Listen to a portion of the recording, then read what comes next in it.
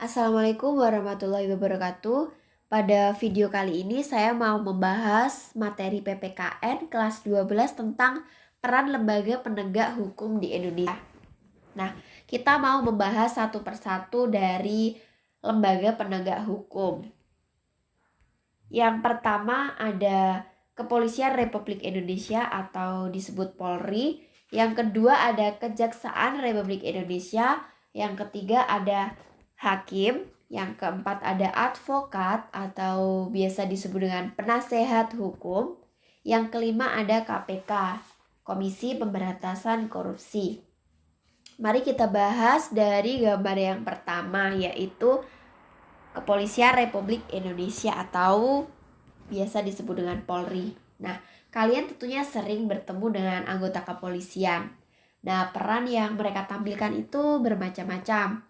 Seperti Pak Polisi sedang mengatur lalu lintas, memberantas gerakan-gerakan terorisme, mencegah penyalahgunaan narkoba, dan sebagainya. Dan juga seperti yang ditampilkan di gambar, seorang anggota kepolisian sedang olah TKP yang ada di jalan. Nah, itu adalah salah satu tugas dari Polri.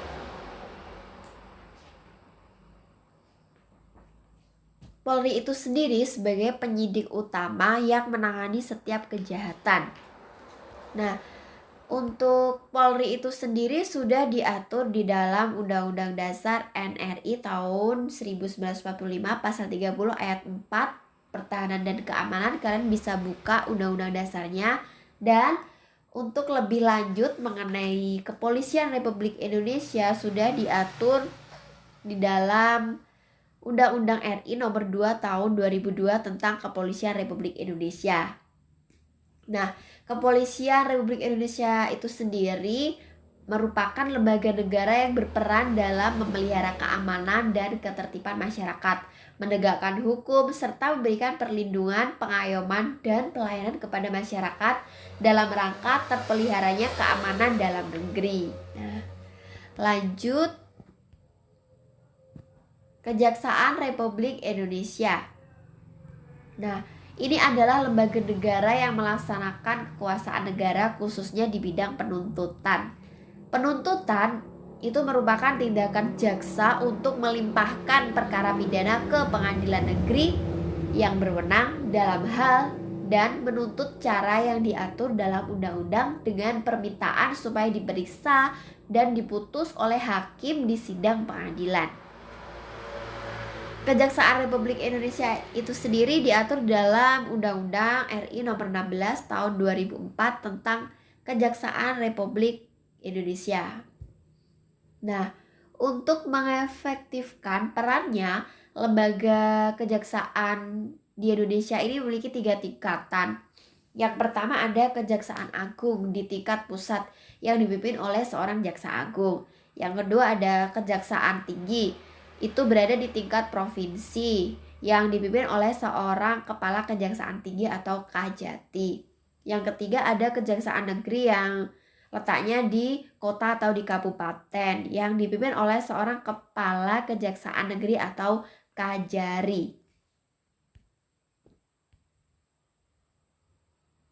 Ini adalah tugas dan wewenang kejaksaan. Itu dikelompokkan menjadi 3 bidang, yaitu bidang pidana, perdata dan tata usaha negara, dan ketertiban dan ketentraman umum. Yang pertama di bidang pidana itu tugasnya salah satunya melakukan penuntutan. Kalau di bidang perdata dan tata usaha negara itu kejaksaan dengan kuasa khusus. Dia dapat bertindak baik di dalam maupun di luar pengadilan untuk dan atas nama negara atau pemerintah. Di bidang ketertiban dan ketentraman umum, salah satunya yaitu melakukan pengawasan peredaran barang cetakan, mencegah penyalahgunaan dan atau penodaan agama, dan penelitian dan pengembangan hukum serta statistik kriminal. Lanjut, peran hakim. Nah, hakim ini sebagai pelaksana kekuasaan kehakiman.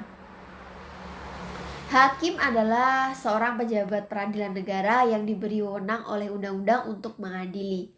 Mengadili itu sendiri merupakan serangkaian tindakan hakim untuk menerima, memeriksa, dan memutus perkara hukum berdasarkan asas bebas, jujur, dan tidak memihak di sebuah sidang peradilan berdasarkan ketentuan perundang-undangan. Nah, di kehakiman itu sendiri lebih lanjutnya diatur di dalam Undang-Undang RI Nomor 48 Tahun 2009 tentang kekuasaan kehakiman. Nah, untuk hakim itu sendiri diklasifikasikan menjadi 3 kelompok. Yang pertama, ada hakim pada Mahkamah Agung yang disebut dengan Hakim Agung. Yang kedua, hakim yang berada di bawah Mahkamah Agung, yaitu lingkungan peradilan umum, lingkungan peradilan agama, lingkungan peradilan militer, lingkungan peradilan tata usaha negara, dan hakim pada peradilan khusus yang berada dalam lingkungan peradilan tersebut. Yang ketiga ada hakim pada Mahkamah Konstitusi. Itu biasa disebut dengan hakim konstitusi.